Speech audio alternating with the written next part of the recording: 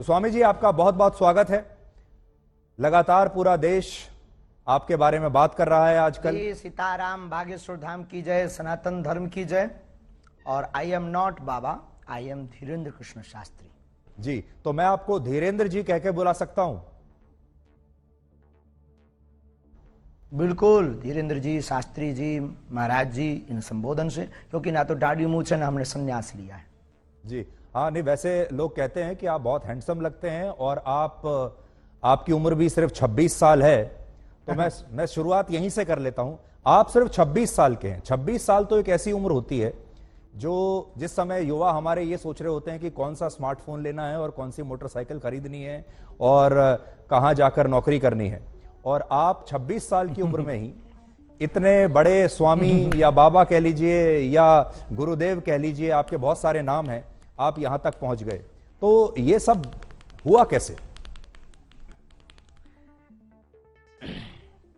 हमारे बागेश्वर धाम की परंपरा में पीढ़ी दर पीढ़ी दरबार लग रहा। पूज्यपाद दादा गुरु जी भी लगाते थे और दादाजी के पहले भी एक संत थे, वो भी लगाते थे। तीसरी पीढ़ी में हम सेवा कर रहे हैं, तो बचपन से ही सनातन का जुनून है। तो सनातन की बात और सनातन की सेवा कर रहे हैं और अपने इष्ट और सनातन संस्कृति, साधु संतों की तपस्या का प्रचार कर रहे हैं। बस यही हमारी एक छोटी कहानी है। वाइट ही वाइट है, ब्लैक है ही नहीं कुछ। लेकिन लोग अब आपकी कहानी में लगातार ब्लैक ढूंढ रहे हैं। मैंने सुना आपने कहा कि मैं और कोई स्पष्टीकरण अब नहीं देना चाहता इसके बारे में। आपको लगातार जो चुनौतियां मिल रही हैं, लेकिन देश आपसे ये जानना चाहता है कि इसमें कितनी उसका आज हमने नेशनल चैनल के सामने लगभग 20 से 25 चैनलों के कैमरा लगे होंगे। 4 लाख लोग थे। हमने चुनौती दी थी, चुनौती देने वालों को कहा था कि रायपुर हमारी जगह नहीं, छत्तीसगढ़ है, दरबार 20 और 21 को लगना है, किराया हमसे ले लो, जिन जिन को दिक्कत है आकर के देखो। हम कोई दावा नहीं करते, हम कोई ईश्वर नहीं है, अभी हम साधारण इंसान है। गद्दी पर बैठेंगे, जो गुरु प्रेरणा लगेगी हम वो बता देते हैं, और बालाजी की कृपा और संतों की तपस्या के प्रभाव से वो बात सत्य निकलती है। और सत्य को कितनी भी कसौटी पर कसा जाए, कितने न्यूज चैनलों ने एक्सपोज नहीं किया, कितने लोगों ने नहीं किया, आज तक बाल टेढ़ा कर पाए, क्योंकि हनुमान जी की कृपा और हनुमान जी के नाम का प्रचार है जी। आप धीरेन्द्र जी, आप खुद को गुरुदेव कहते हैं, स्वामी जी भी कहते हैं, धर्मगुरु, संत। तो आपका परिचय क्या है? आप हैं कौन? ना तो हम कोई संत हैं, ना हम कोई स्वामी हैं, ना कोई हम मठाधीश हैं। बागेश्वर धाम के चरणों के सेवक हैं। और श्रीमान जी, हम आपको बता दें कि हम जिस प्रकार पिता अपने पुत्र के रोग पर भगवान से, ईश्वर से, डॉक्टरों से, लोगों से प्रार्थना करता, दुआ के लिए गुजारिश करता, निवेदन करता, वैसे ही हम गुरु होने के नाते, उस गद्दी की सेवादार होने के नाते, बागेश्वर पीठ के सेवादार होने के नाते, और सनातन धर्म के सच्चे साधक होने के नाते, और मंत्रों की चिकित्सा को जानने के नाते, आने वाले लोगों के लिए उनकी श्रद्धा को देखकर ईश्वर से प्रार्थना करते हैं। हमने आपके वीडियोस लगातार देखे, सोशल मीडिया पर, इंस्टाग्राम पर बहुत सारे वीडियोस आपके चलते रहते हैं, जिसमें आप अपने कागज लेकर बैठते हैं और लोगों की मन की बात को आप पढ़ लेते हैं। तो ये जो मन पढ़ने वाली मशीन है, ये कहां आपने लगाकर रखी है और कैसे पढ़ते हैं आप, और लोग इसी को चमत्कार मानते हैं? देखो भाई, ये भारत देश है, इसमें ऋषि मुनियों की परंपराएं विविध रही, और भारत इसीलिए तो विश्व गुरु रहा। यहाँ खूब खोज की फाइयान यात्री जैसे विदेशी लोग आए, पर भारत को विश्व गुरु उन्होंने इसीलिए तो माना सबने, क्योंकि भारत में वैदिक परंपरा अति प्राचीन परंपरा है, ऋषियों की परंपरा है। और हमारे पास कोई मशीन नहीं है, ना हम कोई मन पढ़ने वाले माइंड रीडर हैं। हम तो अपने इष्ट के सेवक हैं और अपने शास्त्रों के सच्चे साधक हैं। उनके आधार पर जो हमें गुरुजी ने प्रेरणा दी, जो हमें इष्ट प्रेरणा देते हैं, हम वो लिख देते हैं। सच निकले या झूठ, वो व्यक्ति की श्रद्धा और बालाजी की कृपा। धीरेन्द्र जी, आप लोगों की आवाज हम तक और हमारी आवाज लोगों तक पहुंचाते हो, वैसे ही हम अपने इष्ट की जो चेतना तरंग है और लोगों की जो अर्जी है, वो अपने इष्ट तक, इष्ट की तरंग को लोगों तक पहुंचाते। न आप कुछ हो, न हम कुछ। देखिए, जो आप बता रहे हैं, ये तो भारत की संस्कृति में जो योगी और मुनि और जो सिद्ध पुरुष हुआ करते थे, उनके पास ये शक्ति होती थी, ये हम भी सुनते आए हैं। लेकिन आपकी उम्र है सिर्फ 26 साल। जितनी आपकी उम्र है उससे दुगना या तिगना तपस्या करने के बाद जो योगी हुआ करते थे, हमारे जो ऋषि मुनि होते थे, तब उनके पास ये शक्ति आती थी कि वो ये सब कर सके। आपकी उम्र ही को टोटल 26 साल है, तो आपके पास ये चमत्कार की जो शक्ति है इतनी जल्दी कैसे आई? बहुत अच्छा प्रश्न है, बहुत बहुत धन्यवाद, अच्छा प्रश्न। ये आपसे किसी ने पूछा नहीं होगा। तपस्वी तो नहीं है, ये घोषणा तो नहीं करते, लेकिन आज भी दिन रात, हाँ बहुत। अरे आपकी योग्यता का क्या कहना, आई प्राउड ऑफ यू। हमको आप पर बहुत गर्व है, आपकी लैंग्वेज से और आपके स्पष्ट प्रश्नों से। तो देखो, बाकी लोग तो वही घिसे पिटे क्वेश्चन करते हैं, आप ये जो बीच की नई चीजें ले आइए बहुत गदगद कर गई हमको। तपस्वी हम नहीं हैं, लेकिन दिन रात तपस्या में ही गुजर रहा। 9-10 साल की अवस्था से ही हमने बालाजी की सेवा की। जब बच्चे खेलना सीखते थे तब से हमने हनुमान चालीसा का पाठ, और गुरु ने जो विधान बताया वो मीडिया पर बताने का विषय नहीं है, वो अनुभव का विषय है। कभी आप आइएगा तो उसको हम आपको बताएंगे कि हमने क्या क्या अपने जीवन में मुश्किलों को सहा, कितना हनुमान चालीसा का पाठ किया, रातों भर हनुमान जी के चरणों में बैठकर रोए हैं, रातों भर हवन किया है।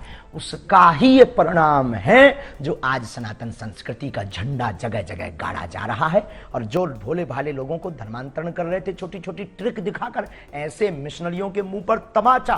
भारत के इतिहास में नेशनल चैनलों के सामने कोई पादरी नहीं आया, कोई अन्य धर्मों के लोग नहीं आए, पर बागेश्वर धाम ने चैलेंज देकर के ललकार कर गद्दी पर ठोक कर झंडा गाड़ा है आज रायपुर के दरबार में। अच्छा, आप तो इतना लोगों के मन की बात जान लेते हैं, अंतर्यामी आप हैं। इस समय करोड़ों दर्शक आपको देख रहे होंगे, क्या आप इस समय कोई हमें चमत्कार दिखा सकते हैं? कोई भी अंतर्यामी नहीं है, और हम कोई भी अंतर्यामी नहीं है। ऐसा कोई जो है अंतर्यामी होने का आज तक हमने दावा नहीं किया। अंतर्यामी सिर्फ परमात्मा है, हम तो उनके सेवक हैं। और हम कोई जादूगर नहीं है कि कोई भी बोले कि आप डमरू बजा दो तो हम चमत्कार दिखा दें। हम अपने इष्ट से प्रार्थना करने वाले एक याचक हैं। तो हमारे सामने तो जब वो आएगा उसकी श्रद्धा दिखेगी, हम प्रार्थना करेंगे, वो सनातनी बनेगा, हम प्रार्थना करेंगे, हमारे बालाजी उस पर कृपा कर देंगे। लॉजिक सीधा सा है, फंडा सीधा सा है। जादूगर मैजिशियन थोड़ी है कि डमरू बजाए, हाँ भाई आ जाओ खेल देख लो। अब देखो, प्यासा कुआं के पास जाता है, कुआं प्यासे के पास नहीं जाता है। जी धीरेन्द्र जी, मैंने देखा आपके वीडियोस में, हम किसी को बुलाते भी नहीं है, बिल्कुल। की श्रद्धा अच्छा, जाए तो ठीक। आप ये बताइए, मान लीजिए अगर कोई और धर्म का व्यक्ति आपके पास आए, कोई इस्लाम को मानने वाला आए, कोई ईसाई धर्म को मानने वाला अगर आपके दरबार में आए और आपसे मदद मांगे, तो आप सिर्फ सनातनियों के लिए ही मदद करते हैं, या अगर कोई इस्लाम को मानने वाला भी आपके पास आ जाए तो आप उसके लिए भी, अच्छा आपके जो इष्ट देव हैं उनकी भी मदद करेंगे? बिल्कुल, मानव होने के नाते हमसे तो बहुत मुसलमान भाई भी जुड़े हैं, और बहुत क्रिश्चियन वाले लोग भी हमारे पास आते हैं, अन्य पंथों के लोग भी हमारे पास हजारों की तादाद में आते हैं। हम गिनती गिनवा देंगे कई दरबारों में। आप हमारे वो खोजिएगा, वो बताइए क्या बोलते हैं अपना नेट का, यूट्यूब खोजिएगा, यूट्यूब पर आपको लंबी लिस्ट मिलेगी। उसमें कहीं ना कहीं मुसलमान भाई का विचार उद्भाव और वो जो माइक पे बोलते हैं वो बाइट मिल जाएगी आपको, हम आपको भिजवा देंगे, आप अपनी टीवी पर दिखवा देना लोगों को। अच्छा, ये बताइए कि जब लोग आपके पास आते हैं, मैंने देखा तो ऐसा लगता है कि आप उनके अंदर बताते हैं कि इनके अंदर कोई प्रेत है, कोई भूत है, फिर वो छटपटाने लगते हैं, अजीब तरीके की आवाजें निकालने लगते हैं, कई बार वो बेहोश हो जाते हैं। एक अजीब सा दृश्य देखने को मिलता है। अभी मैं आपको तस्वीर भी, अपने दर्शकों को भी मैं दिखा रहा हूं निकालकर, अगर हमारे पास वो तस्वीरें, बहुत देखिए, अभी हम तस्वीर दिखा रहे हैं। लोग जो हैं वो देखिए झूम रहे हैं, कई लोग तड़प रहे हैं, अपने ही आपको एक मार रहे हैं, वाइब्रेशन हो रहा है जी। तो ये इस समय लोगों को क्या हो जाता है, ये क्या होता है? नकारात्मक और सकारात्मक ऊर्जा की लड़ाई है। हम कुछ नहीं, हम पे तो कोई प्रेत चढ़ा नहीं है। लोगों के ऊपर जो नकारात्मक ऊर्जा आती है वो जैसे ही बागेश्वर बालाजी के सामने पहुंचती है, या हनुमान चालीसा की जो चौपाई है, भूत पिशाच निकट नहीं आवे, महावीर जब नाम सुनावे। तो अगर 500 साल पहले लिखा हुआ हनुमान चालीसा गलत है तो भूत प्रेत नहीं है। और अगर आप हनुमान चालीसा को गलत मानते हो तो फिर हमें आपसे बात करने की कोई जरूरत नहीं है। और अगर हनुमान चालीसा को मानते हो तो उसमें ये चौपाई भी है, ये चौपाई भी है तो ये बात सत्य भी है। अब कोई शक्कर को चीनी कहे, कोई शुगर कहे, कोई खाड़ कहे, कोई मिठाई कहे, शक्कर शक्कर है, नाम कुछ भी संबोधित कर दो, तो कोई नेगेटिविटी एनर्जी, कोई पॉजिटिव एनर्जी बोल देता है। नकारात्मक ऊर्जा सकारात्मक ऊर्जा की लड़ाई ही ये हम देहाती लोग हैं तो प्रेत बाधा बोल देते हैं। नहीं, मैं भी हनुमान चालीसा का पाठ कर रहा हूं और वर्षों से कर रहा हूं, मुझे कंठस्थ भी है, पर आपके जैसी शक्ति अभी तक मेरे पास नहीं आई है कि मैं लोगों को कोई उनका निदान कर सकूं। लेकिन आपने एक चीज नोट की, आपको अब आपको बागेश्वर धाम आना चाहिए। मैं जरूर आऊंगा, मैं जरूर आऊंगा। ये मजाक में कह रहे हैं। लेकिन धीरेन्द्र जी, आपने एक चीज नोट की कि जिस तरह से लोग आपके यहां ये व्यवहार करते हैं, बिहेव करते हैं, जब ये जो क्रिश्चियन मिशनरीज हैं, ईसाई लोग जो हैं, जब ये अपने यहां कोई कन्वर्जन कैंप लगाते हैं लोगों के लिए, वहां पर भी हमने इसी तरह का व्यवहार लोगों को देखा है। वो भी ऐसे ही इसी तरीके से झूमने लगते हैं, कुछ उनका देखिए, वो भी मैं तस्वीर दिखा रहा हूं। तो ये बताइए कि ये करना पड़ा, पूरे देश में चर्चा है जी, पूरे देश में इसी बात की तो चर्चा है। ये मिशनरियां क्यों पीछे लग गई? क्योंकि इनकी दुकान बंद हो गई। ये झूठे भोले भाले लोगों को ट्रिक दिखा करके और छोटे मोटे उपाय करके हमारे गरीबों का शोषण करते हैं, उनको धर्म परिवर्तन करवा देते हैं और अपने धर्म को बढ़ाते हैं। हमने जो घर वापसी करवाई, धर्मांतरण रोका, और हमने जब इनको दिखाया कि अपने धर्म में भी ये ताकत है, मंत्रों में, जो तुम धर्म परिवर्तन कर रहे हो नक्कटाहरो, आ जाओ वापिस, तो वो फिर हर्ष आ गए। अब उनको डर है कि ये आदमी हमारा सब मिशन फेल कर देगा, इसीलिए तो ये जो है हमारे खिलाफ षड्यंत्र स्वांग दुनियादारी। तब तो आपको ब्लैक एंड व्हाइट करना पड़ा है, उन्हीं लोगों के उपद्रव करने से पूरे देश में वो हो गया है जी। तो लेकिन ये भी ऐसे ही दिखाते हैं जैसे इंसान के अंदर कोई प्रेत, जैसे कोई इंसान के अंदर प्रेत आत्मा आ गई है, वहां पर भी हमें ऐसे ही देखने को मिल रहा है। तो क्या आपको ऐसा लगता है कि ये दोनों जगह कॉमन है, या प्रेत आत्मा जो आप निकालते हैं, भूत प्रेत, अंतर है? ये कोई सिर्फ भी पादरी बागेश्वर धाम का सामना नहीं कर पाएगा जी। कल से आप लगातार टीवी चैनल्स पर इंटरव्यू दे रहे हैं, मैंने आपके बड़े इंटरव्यूज देखे। आपने सोचा था कि इतनी जल्दी, आपके जो भक्त हैं वो तो हैं ही, लेकिन अब देश में जो लोग आपको नहीं जानते वो भी अब आपको जान गए हैं। अचानक से आप पिछले 48-50 घंटे में बड़े मशहूर हो गए हैं। तो वो जो समिति है जो आपके पीछे पड़ी, उसका तो धन्यवाद देना चाहिए आपको। आंधी की भैया, उनको बहुत बहुत धन्यवाद है, क्योंकि हम भी अंधविश्वास के खिलाफ हैं। और देखो, ये आंधी के नाम हैं, बात में दम और शक्ति होनी चाहिए। अपने मीडिया को मैनेज करके कोई भी नाम फेमस करा सकता है, कर सकता है, पर अगर दम नहीं होगी, ताकत नहीं होगी, सच्चाई नहीं होगी, बोल्ड आउट हो जाएंगे। आज पूरे नेशनल मीडिया एक्सपोज करने आई थी, आपका चैनल भी तो आया था। आपका चैनल ने चूंकि उल्टा दिखाया है, क्योंकि पता नहीं आपके चैनल को क्या हुआ है। जो हमने ललकार कर चुनौती दी थी उसको पता ही नहीं, उसके पास भी नहीं भेजा और आप लोग भी नहीं आए। तो आप लोगों ने तो ये दिखाया कि सफाई देते देते आंखें भरी हैं। अरे सफाई देते हमारी आंखें भरेंगी, हम बब्बर शेर हैं, उनको हमने रुला दिया है झंडा गाड़ करके। तो कल हम फिर कहेंगे कि कल आकर के खुली आंखों से लोगों को देखना चाहिए। आप बिजी रहते हैं तो आपको नहीं बुलाएंगे। पर मैं देख रहा था आप बड़े क्रोधित थे, मैंने आपके जो वीडियो देखे कल के और आज के, बड़े क्रोधित थे आप, और बड़ा गुस्सा आपको आ रहा था, और आप कह रहे थे कि मैं अपने मैं अपने आपे में नहीं हूं। एक्सपोज जब नेशनल चैनल ने किया, क्या हमने झंडा नहीं गाड़ा? हाँ, हम अपनी शक्तियों के उसमें थे, लेकिन आज हमने झंडा गाड़ दिया सनातन का। जो कहते थे चमत्कार नहीं होते, भारत के इतिहास में क्या किसी पादरी के खिलाफ इतने न्यूज चैनल लग करके उन्होंने कभी हुआ एक्सपोज? आप हाँ या ना भर बोल दीजिए बस। तो अच्छा, उसी से संबंधित आपसे सवाल पूछता हूं। आप में और एक पादरी में और एक मौलाना में, जो मौलाना झाड़ फूंक कर रहा है, जो पादरी जो अभी हमने आपको दिखाया वो कर रहा है, और आप जो कर रहे हैं, तीनों में फर्क क्या है?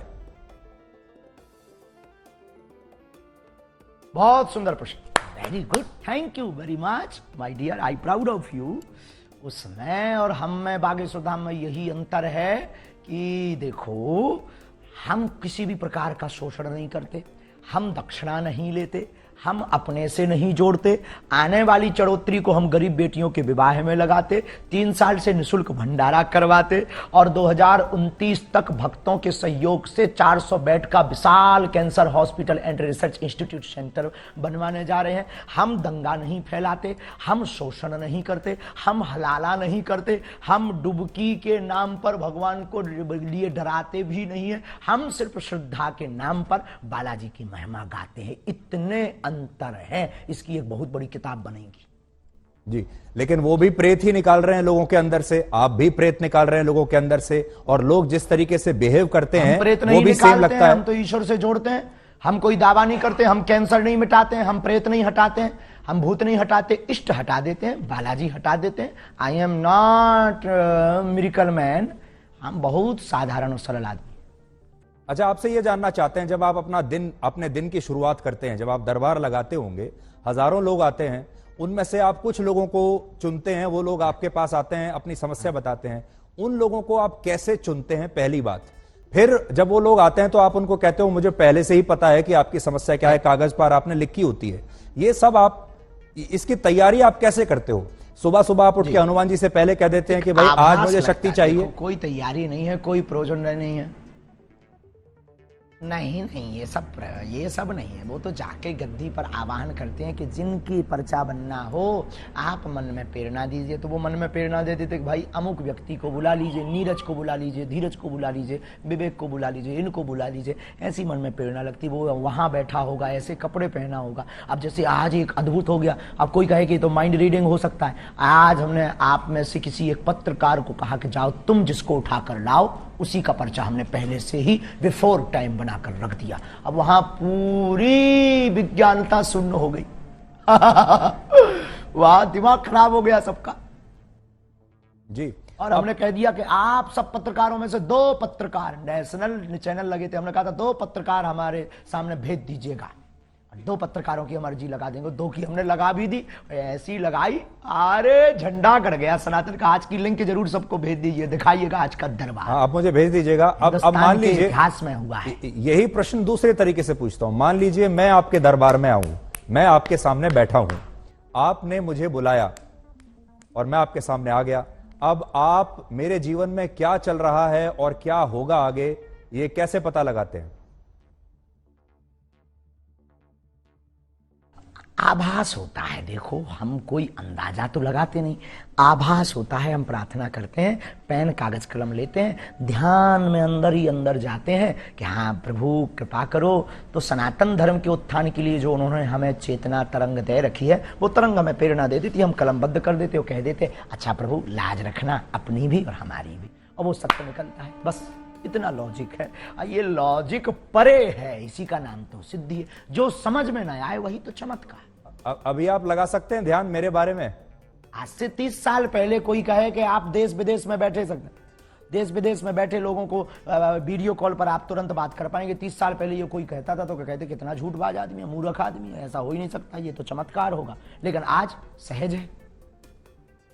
पर देखिए धीरेन्द्र जी, एक जमाने में जब बारिश होती थी, लोग क्या कहा, देखिए जब एक आज से सैकड़ों वर्ष पहले, हजारों वर्ष पहले जब बारिश होती थी तो उसे भी लोग चमत्कार समझते थे। सूर्य ग्रहण होता था उसे भी चमत्कार समझते थे। दिन और रात, सुबह और शाम जब रात होती है उसे भी चमत्कार समझते थे। बाद में ये पता चला धीरे धीरे धीरे कि ये चमत्कार नहीं, ये विज्ञान है, इसके पीछे विज्ञान है। तो आपकी जो कला है, आपकी जो शक्तियां हैं, इसके पीछे क्या विज्ञान है, मनोविज्ञान है, धर्म है, आस्था है, पराविज्ञान, अंधविश्वास है, क्या नहीं, उसके पीछे पराविज्ञान है। पराविज्ञान है। बहुत अच्छा प्रश्न आपने किया। इसके पीछे पराविज्ञान, सूक्ष्म जगत विज्ञान, जिसे आज तक विज्ञान बहुत सालों से खोज रहा, समझ नहीं पा रहा। और ये देखो ऐसी बात है, इसको प्रत्यक्ष नहीं कर सकते क्योंकि अंधे को सूर नहीं दिखा सकते हैं, गूंगे के द्वारा जो है गुड़ का खट्टा मीठा का स्वाद नहीं पता लगा सकते हैं। उसी प्रकार ये पराविज्ञान है हमारे प्यारे माय डियर जी। मैं जब आपको देखता हूं, आपका जो, देखिए किसी भी गुरु के लिए उसका जो एक अपीयरेंस होता है, वो उसके जो शिष्य हैं उससे बड़े प्रभावित होते हैं। आपका जो एक अपीयरेंस है, यानी आपकी जो वेशभूषा है, जिस तरीके से आप अपने भक्तों के सामने अपने आप को प्रस्तुत करते हैं, इस समय भी जो आपकी वेशभूषा है, देखिए बड़ी रंग बिरंगी वेशभूषा है। आपने एक मुकुट ऐसा लगाया हुआ है जैसे एक जमाने में मराठी जो मराठा राजा लगाया करते थे, हैं? तो इसके पीछे आपका क्या मनोविज्ञान है कि आप जो इस तरीके से अपने आप को प्रस्तुत करते हैं, जबकि जो साधु संत होते हैं वो तो बहुत सिंपल रहते हैं, सरल भाव से रहते हैं। मनोविज्ञान, एक महात्मा आए हमको कंबल दे गए, एक महात्मा आए कंबल दे गए, एक व्यक्ति आया टोपी दे गया, हमने टोपी लगा ली, एक व्यक्ति आया कंबल दे गया। अब कंबल पहनना कौन सा भैया वो है, अब कंबल पहन लिया, अब क्या गलती कर दी यार भाई, अब ठंड लगती है तो कंबल ना पहने, क्या करें, मर जाए क्या। नहीं, हमें देखिए राहुल तो गांधी पूरी सर्दियों में बिना राहुल गांधी टी शर्ट पहन के घूम रहे हैं और वो कह रहे हैं मैं तपस्वी हूं, तपस्वी को कभी सर्दी नहीं लगती। बात कीजिए, अध्यात्म की बात कीजिएगा, अध्यात्म की बात कीजिएगा। सॉरी, कोई राजनीतिक मुद्दा पे बात नहीं। मैं तो राजनीति कह ही नहीं रहा, मैं तो ये बता रहा हूं कि राहुल गांधी भी तो एक तपस्वी है, उनको सर्दी नहीं लग रही, आपको लग रही है। आप, हाँ, हम कमजोर आदमी हैं भैया, उनसे जाके पूछो, हम किसी के बारे में क्या कह दें। आई am not politician, I am only spiritual गुरु। आप पॉलिटिशियन तो नहीं है, लेकिन पॉलिटिशियन आपके बहुत सारे पॉलिटिशियन आपके शिष्य हैं। देखिए आपके जो विरोधी हैं उन्हें यह बात भी बुरी लगती है कि बहुत सारे नेता आते हैं, बागेश्वर धाम पर आते हैं, बहुत सारे नेता आपके शिष्य हैं, बहुत सारे जो सरकार में बैठे बैठे बड़े जो लोग हैं वो आपके शिष्य हैं, आपको पुलिस की प्रोटेक्शन मिलती है, आपको जो है एक अलग तरह का सम्मान इस समय सरकार की तरफ से मिल रहा है, और वो तब मिलता है जब कोई धर्म गुरु नेताओं के साथ बहुत सरकार करीब आ जाता है। व्यक्ति की समानता के लिए नहीं, सब व्यक्ति की जान माल की सुरक्षा करना सरकार का काम है। हम किसी भी पार्टी के आदमी नहीं है, हमारे हर पार्टी के डिवोटी है, हर पार्टी के हमारे शिष्य हैं और स्नेही हैं और आत्मा है।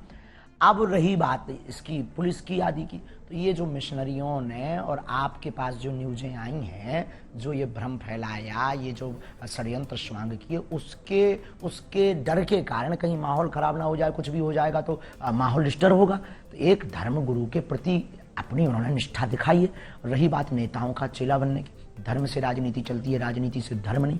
वो बहुत सकारात्मक विचार पाते हैं, बागेश्वर धाम से आशीर्वाद पाते हैं, सन्यासी बाबा की कृपा पाते हैं। अब किसी को अगर जलन हो रही हो तो वो विदेशी नेता बना ले, उसमें क्या दिक्कत है, विदेशी नेताओं को चेला बना ले, खुद को नेता बना ले, खुद के नेताओं को डिवोटी बना ले। अगर किसी की जल रही है तो मिर्चा लगना चाहिए, इसमें क्या बुराई है माय डियर। आपको लगता है आपकी जान को खतरा है?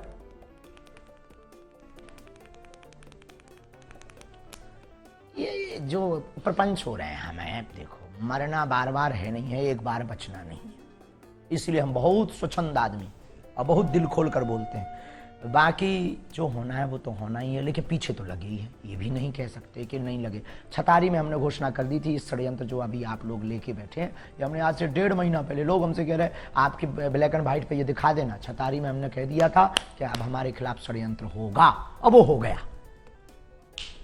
देखिए मैं तस्वीर देख रहा हूं, इसमें देवेंद्र फडणवीस आपके सामने हैं, डिप्टी सीएम महाराष्ट्र के पूर्व मुख्यमंत्री। हमने नितिन गडकरी की भी फोटो देखी, मनोज तिवारी भी आपके सामने हैं, कुछ बात कर रहे हैं। तो इससे ऐसा लगता है कि अब आप देश के शक्तिशाली लोगों के साथ आपका उठना बैठना हो गया है। हमारा पहले से ही उठना बैठना शक्तिशाली श्री हनुमान जी के साथ है, ये भूल गए आप।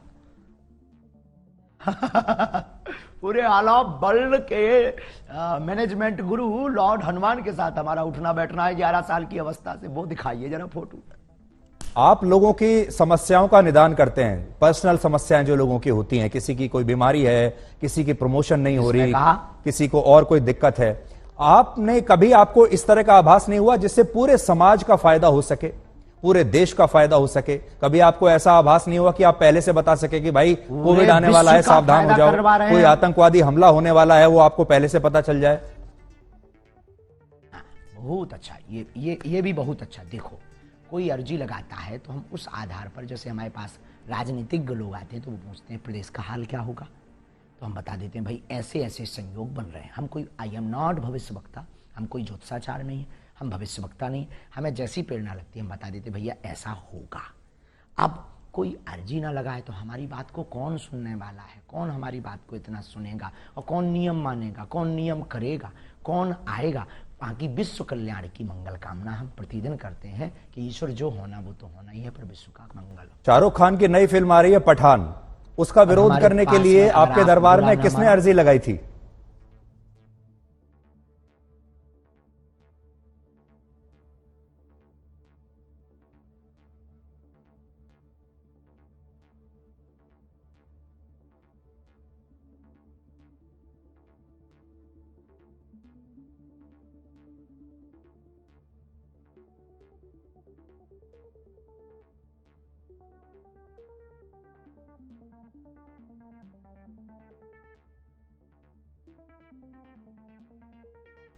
नहीं, हम उनका भी करेंगे। और मैंने तो आपसे पादरियों के बारे में और मौलानाओं के बारे में जितने सवाल मैंने आपसे पूछे हैं किसी ने नहीं पूछे होंगे। किसी ने नहीं पूछे। और हम आपसे बहुत खुश हैं। हमने कहा ना 3 बार हम आपकी तारीफ कर चुके हैं। बहुत सहज हैं आप, बहुत अच्छे हैं, और आपके ब्लैक एंड व्हाइट को देखना चाहिए लोगों को। आई सपोर्ट यू, पर आप हमारा भी सपोर्ट करिए सनातन का। जी जी, नहीं देखिए, हमारा स्वामी जी, हमारा जो कर्तव्य है वो है ब्लैक और व्हाइट। अब आप अपनी बात कहने के लिए, अपनी पैरवी करने के लिए स्वयं बैठे हैं। अब आप मेरे ऊपर या आज तक के ऊपर आरोप नहीं लगा सकते कि मेरी बात सही नहीं है। अब आप स्वयं अपने स्पोक्स पर्सन हैं, स्वयं अपने प्रवक्ता हैं। आज गलत किया है, आज दिन में गलत किया है, आज तक ने सत्य नहीं दिखाया है। अब देखिए, अब वो सारी चीजें अब लोगों के सामने आ जाएंगी। और हम आपसे ये जानना चाहते हैं कि क्या एक धर्मगुरु को फिल्मों के बारे में बोलना चाहिए? दिखा दीजिए आज दिन भर की वीडियो। शाहरुख खान के बारे में बोलना चाहिए एक धर्मगुरु को? क्या आप छोटी छोटी जो सनातन के खिलाफ बोलेगा, चाहे वो फिल्में वालों हो, चाहे वो राजनेता हो। हमने शिक्षा मंत्री के खिलाफ भी बोला बिहार के, उस पर बात क्यों नहीं की? जो सनातन का विरोध करेगा हम उसके खिलाफ बोलेंगे। अगर ये दंगाई है, अगर ये भड़काऊ है, तो ये होते रहना चाहिए। इतना खौफ बहुत जरूरी है। तो ये आरोप, आप इसका मतलब सही है आपके ऊपर जो लोग कहते हैं कि आप हिंदुओं को जो आते हैं वहां पर उनको भड़काते हैं? आप एकजुट करते हैं, लोगों को समझ में भड़काना आता है। जो हिंदू नहीं है उनको भड़काना आता है। अपनी अपनी समझ है। किसी को कल तक हम पाखंडी नजर आ रहे थे, किसी को कल तक हम चुनौती से भागने वाले नजर आ रहे थे। जब आज हमने ठोक दिया, ठिकाने लगा दिया, तो बुद्धि ठिकाने लग गई पूरी नेशनल मीडिया के सामने। तो ये अपनी अपनी, जब तक हमको समझा नहीं तब तक वो ऐसा समझेंगे। बहुत सारे लोग आपको सोशल मीडिया का स्वामी भी कहते हैं, क्योंकि अब आप यूट्यूब पर बड़े एक्टिव हैं, इंस्टाग्राम पर आपके लगातार वीडियो चलते जा रहे हैं। और ये एक नई तरह की जो है क्रांति है, जिसमें हम ये देख रहे हैं कि धर्मगुरु भी अब आश्रमों से बाहर निकलकर सोशल मीडिया पर आ गए, मोबाइल फोन पर आ गए। लोग आपको मोबाइल फोन पर देख रहे हैं। ये अपने आप हो रहा है धीरेन्द्र जी, या आपके पास कोई सोशल मीडिया टीम है जो आपको रोज वायरल करती है? एक दूसरे में विज्ञान और विज्ञान दोनों एक दूसरे से जुड़े हुए हैं। हमारी कोई टीम नहीं है। हम तो पहले दरबार लगाते थे, पहले भी कथाएं करते थे, लाइव नहीं आते थे। फिर संस्कार वालों ने आके कहा कि हम आपकी कथा को दिखाएंगे, क्योंकि आपकी कथा में और आपके दरबार में दम है और सनातन का प्रचार होगा। हमने कहा भाई अगर तुम्हें दिखाना है तो दिखा दीजिए, हमें क्या दिक्कत है। बस इतनी ही कहानी है। अब आप आए, आप बोले हमें ब्लैक एंड व्हाइट दिखाना है, अब आप भी हमारी टीम में शामिल हो। नहीं, आपने मेरी बड़ी तारीफ की। मैं भी आपको इतना तो कहूंगा कि you are a very good speaker. Thank you very much. तो अब ये बताइए, अब ये जो 2-3 दिन से आपको लेकर विवाद हुआ है, अब इसके बाद से आपको ऐसा लगता है कि ये एक तरीके से नया जीवन अब शुरू हो रहा है? निपट गया। रोज आपके टीवी पर इतने इंटरव्यूज अब आपने दिए। हमारा नया जीवन, नई क्रांति शुरू हो रही है। रोज चुनौती आएंगी। अब हमें उनकी तरफ ध्यान नहीं देना है। कितनी बार हम सत्य की कसौटी पर कसेंगे। पहले आधी हकीकत आधा फसाना आया, फिर हमारे पास में छोटे छोटे पत्रकार आए, फिर हमारे पास में कुछ तार्किक आए दिल्ली के, उन्होंने हमें एक्सपोज किया धाम पर। सबने मुंह खाई, सबने मुंह की खाई, सबने जय जयकार की। आज हमारे पास में रायपुर छत्तीसगढ़ में 20 नेशनल चैनल आए, उनके सामने भी हमने दिखा दिया कि अब आप उठा लाओ। हम खुला चैलेंज देते हैं, ललकार कर देते हैं। और जब वो भी मुंह की खाने, उन लोगों ने भी सत्य माना। मतलब आप लोग तो, आपकी भूमिका नहीं है, आपकी भूमिका तो सत्य को दिखाने की भूमिका है। आपकी उसमें क्या गलती है? जो लोग मांगते हैं आप वो दिखाते हैं, पर कई बार वो दिखाते हैं जो मांगते भी नहीं है लोग। ये बात अलग है। लेकिन आपने भूमिका निभाई और आज हमने अपनी कसौटी पर हम खड़े उतरे। अब हमें बहुत चुनौतियों से डरना नहीं है और बहुत ज्यादा उस पर टाइम बर्बाद नहीं करना। बहुत बहुत धन्यवाद। अब हम दो एक सवाल, मीडिया आखिरी वालों से सवाल और मैं बात आपसे करेंगे। आखिरी आपका सवाल black आपसे and white पूछना में चाहता हूं। वाइट ही वाइट है आखिरी सवाल आपसे पूछना चाहता हूं, आपने गाइड फिल्म देखी है? जी। नहीं, हमने नहीं देखी। अच्छा, तो गाइड फिल्म में स्वामी जी एक गाइड फिल्म थी जिसके नायक थे देव आनंद, बहुत मशहूर हीरो थे। उसमें दिखाया यह गया है कि जो उसका जो मुख्य किरदार है वो अच्छा, सूखा पड़ा हुआ है एक गांव में और वो बारिश नहीं हो पा रही है। उसके लिए वो एक आम इंसान है, लेकिन वो उसके लिए तपस्या करनी शुरू कर देता है और लोग आसपास के उसको बाबा समझने लगते हैं और लोगों को विश्वास इतना हो जाता है उस व्यक्ति के ऊपर कि वो वाकई तपस्वी बन जाता है और फिर वो अपनी जान दे देता है उसके लिए। आपको ऐसा लगता है कि आपके साथ भी ऐसा ही हुआ? आपका जो बचपन है बड़ा संघर्षों से बीता, बहुत गरीबी में आपने अपना बचपन बिताया, अभी भी आप, मैं तो ये कहूंगा कि अभी युवा ही हैं आप, और ये जो विश्वास का जो पूरा जो इकोसिस्टम है, इस पर आप बेसिकली लोगों के साथ संवाद कर रहे हैं। चाहे हनुमान जी आपके साथ हो या ना हो, लेकिन एक विश्वास जब बन जाता है लोगों का आपके ऊपर, तो वो फिर वो शक्ति अपने आप ही एक अलग दिशा में जाने लगती है।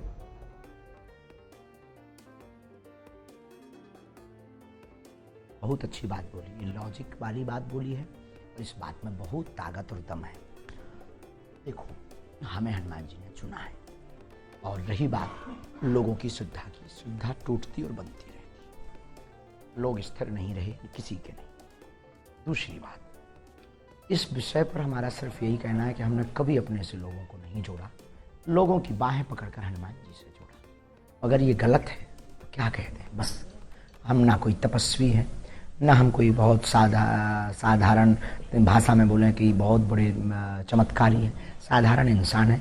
लोगों की निष्ठा ही चमत्कार है। अब आपकी बात का यही जवाब आप चाहते हैं तो बस वही जवाब हम दे देते हैं कि लोगों की श्रद्धा ही उनका चमत्कार है। बहुत बहुत धन्यवाद धीरेन्द्र जी, आपका बहुत बहुत धन्यवाद हमसे बात करने के लिए, और उम्मीद करते हैं कि आपके आलोचक जो हैं उन्हें आपके जवाब मिल गए होंगे, और बाकी देश की जनता के ऊपर छोड़ते हैं, क्योंकि जैसा मैंने आपको कहा, आप सबसे बड़े अपने प्रवक्ता तो आप स्वयं हैं। हाँ, कल फिर दरबार लगना है, आलोचकों से कह दीजिए कल और आ जाए तो ठीक है। और कल थोड़ा सा मेरे बारे में भी आप सोच के बताइएगा, अगर आप सोच सकें। मैं तो यहां दिल्ली में हूं, कल दरबार में थोड़ा सोचिएगा मेरे बारे में, और मेरे बारे में कोई भविष्यवाणी हो तो बताइएगा।